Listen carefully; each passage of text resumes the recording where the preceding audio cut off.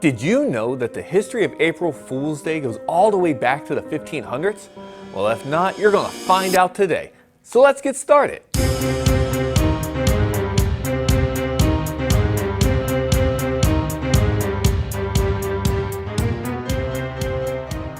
How's it going, everybody? Welcome to Virtual History 360. I'm Mr. Wade, and today we're talking about the history of April Fool's Day. Of course, we celebrate on April 1st every year, but the tradition could be traced all the way back to when we switched from the Julian calendar to the Gregorian calendar in 1582. Aside from fixing the seasons, this calendar moved the start of the year to January instead of April. Now, imagine, information traveled much slower 500 years ago, and old traditions die hard. So there were those who still celebrated the beginning of the new year on the old date. These people were called April Fools, and pranks would be played on them. Now, these pranks included having paper fish placed on their backs and being referred to as, apologize, this is French, Poisson d'Avril? I hope I pronounced that correctly, which means April fish, and was said to symbolize a young, easily caught fish and a gullible person. Now, these early pranks were good, but paper fish on the back is pretty tame. Do you think the pranks became more advanced as time went on?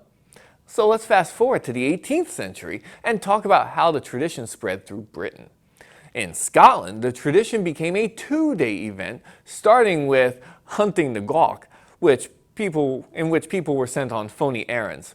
This is similar to the snipe hunts of the American South. Gawk is the word for cuckoo bird and a symbol for a fool. Day one was followed by Tally Day, which involved pranks played on people's derrieres, such as pinning fake tails or kick me signs on their butts.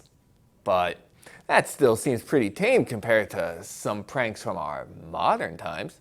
These newer pranks turned the tradition from people celebrating the wrong new year and purposefully trying to trick them. Let's look at some examples. What do you say?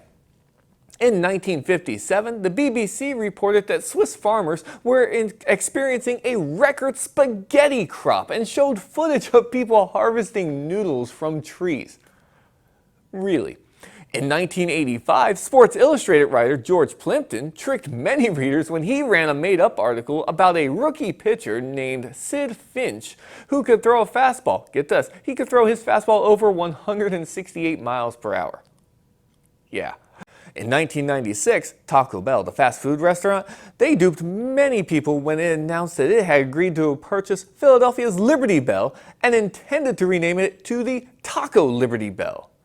In 1998, after Burger King advertised a left-handed Whopper, scores of clueless customers requested the fake sandwich. In that same year, Google notoriously hosts an annual April Fool's Day prank that has included everything from telepathic search or the ability to play Pac-Man on Google Maps. Man, I wish I could come up with some cool pranks to play on people. What about you? Do you have any pranks that you pull on your friends or family? Did you know gullible's not in the dictionary? What about, did you know the history before this video? I want to hear from you. Tell me about your pranks. Leave a comment below. And while you're there, go ahead and hit that like button for me, so YouTube knows to share this video with everyone because we want to get those pranks out there. And don't forget to subscribe if you haven't already. If that button's red, let's turn it gray. And be sure to check out my other videos like you see to the side over here. If you want to learn more about the switching of calendars, go ahead and click on that top video there. But I also have other random history videos. I have US and world history. I have civics about government. I even have videos that I've shot in 360 that you can look all the way around. So do yourselves a favor, check them out. I know you're going to like them, okay? So, we're Virtual History 360. I'm Mr. Wade. I'll see you next time.